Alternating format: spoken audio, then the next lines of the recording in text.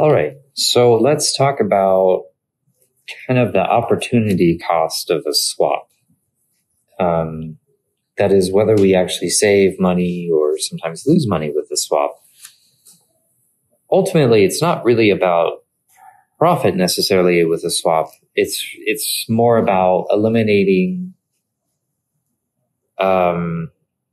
interest rate risk or actually gaining interest rate risk. It's about adjusting your risk, because with a swap, the mechanics of that is that there are two parties.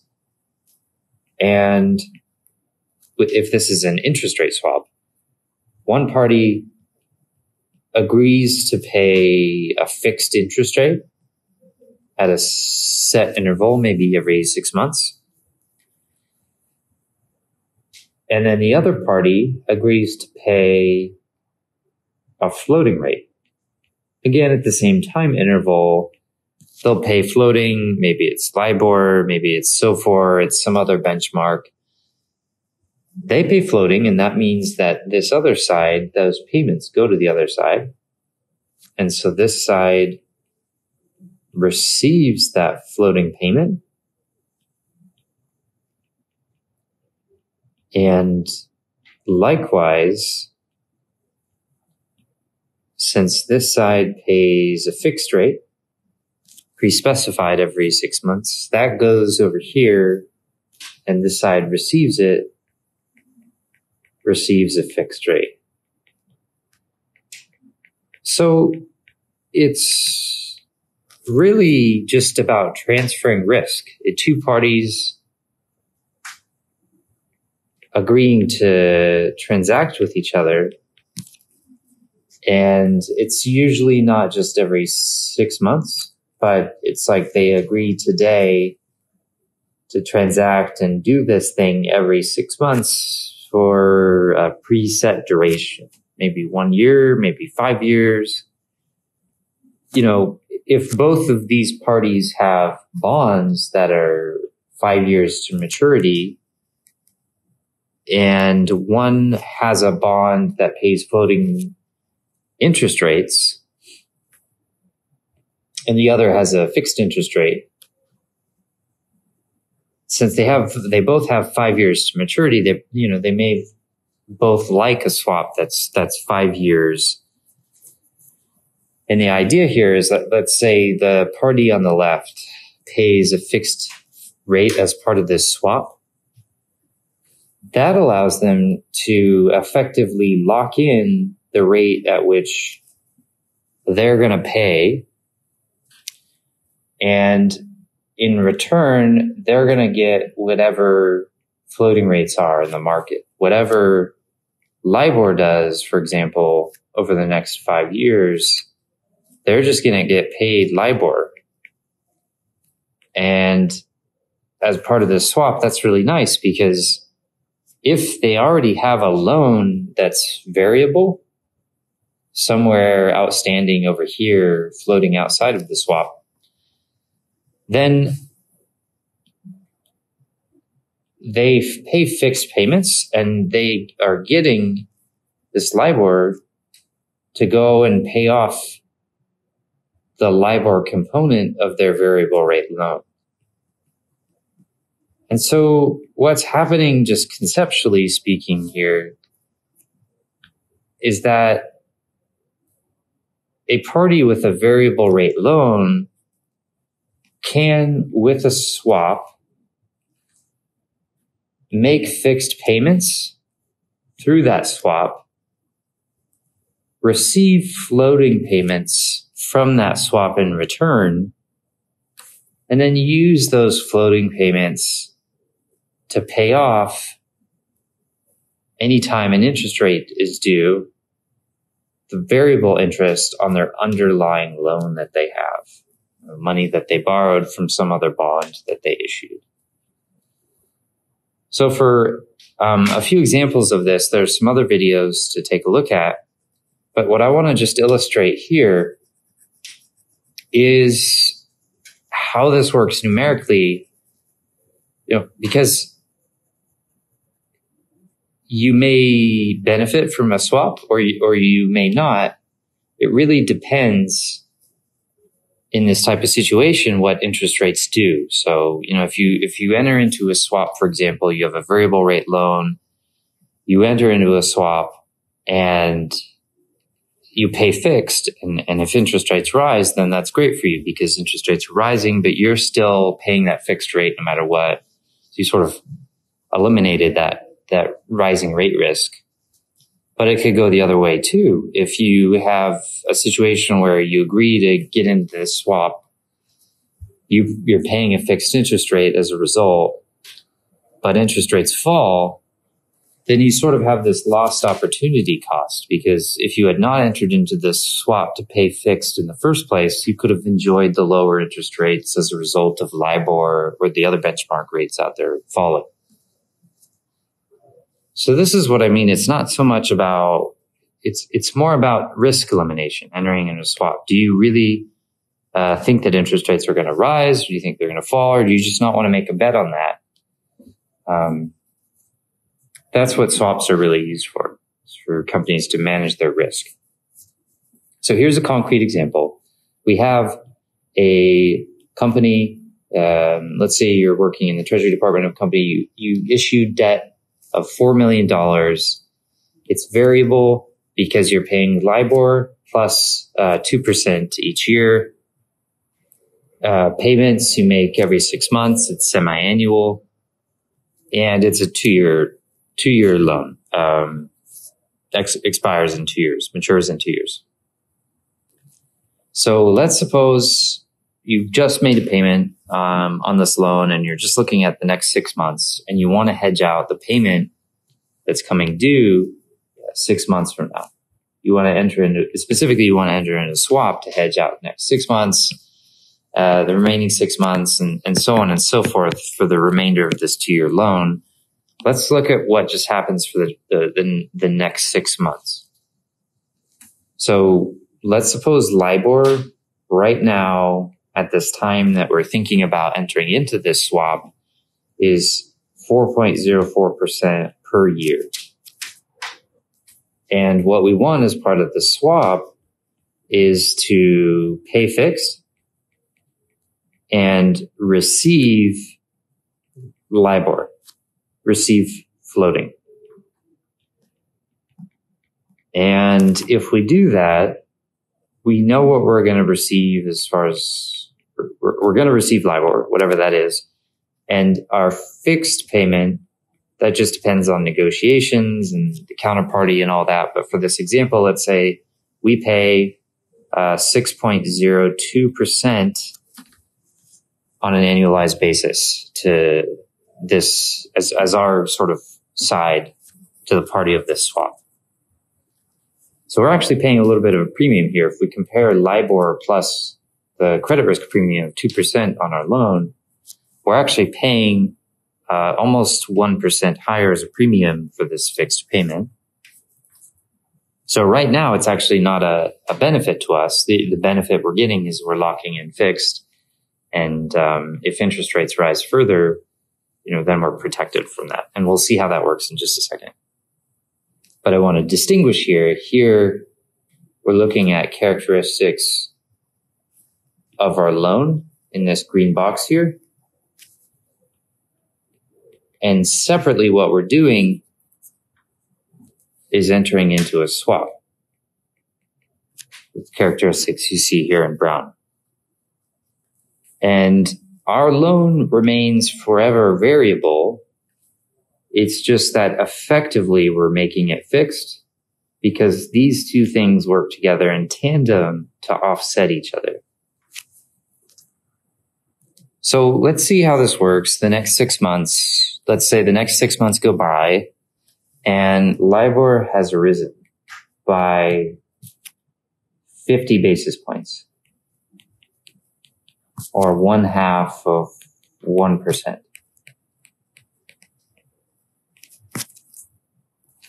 So our loan 6 months later has become more expensive because LIBOR has risen by 0.5% and we pay LIBOR plus our credit risk premium of 2%, then the annualized interest rate that we have to pay for this 6-month term is now 4.54% plus that 2%,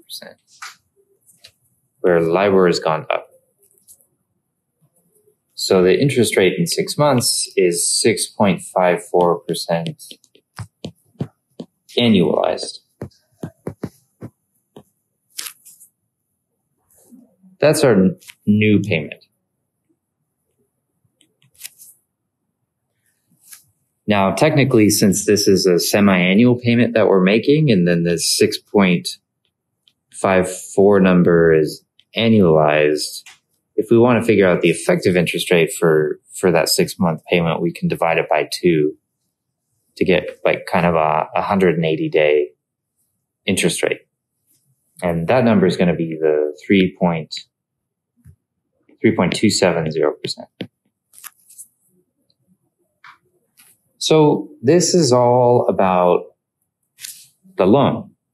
And so far, we haven't looked at the impact on the swap. This is all just what's happening with the variable rate loan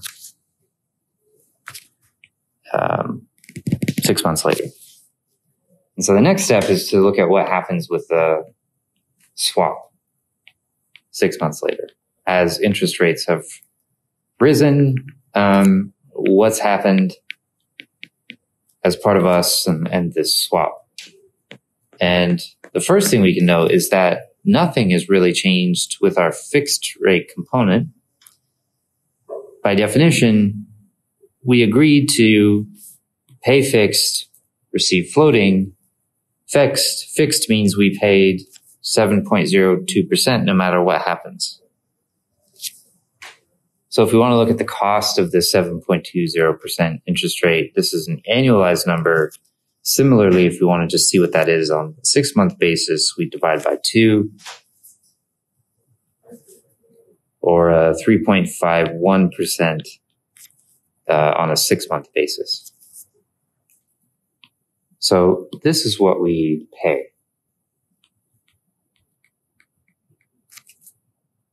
But we swap, meaning we also receive a floating rate payment. And that payment that we get this month has gone up because LIBOR has gone up. When this swap first started, LIBOR was at 4.04%. But now LIBOR has gone up by 50 basis points or 0.5%. LIBOR is now paying 4.54%. So we receive on an annualized basis 4.540%. And on a 6-month basis, that translates to receiving 2.27%. And let's just, to be clear, add plus or minus signs to denote the receiving or paying. So the paying, let's say, is let's denote that with a minus sign. And then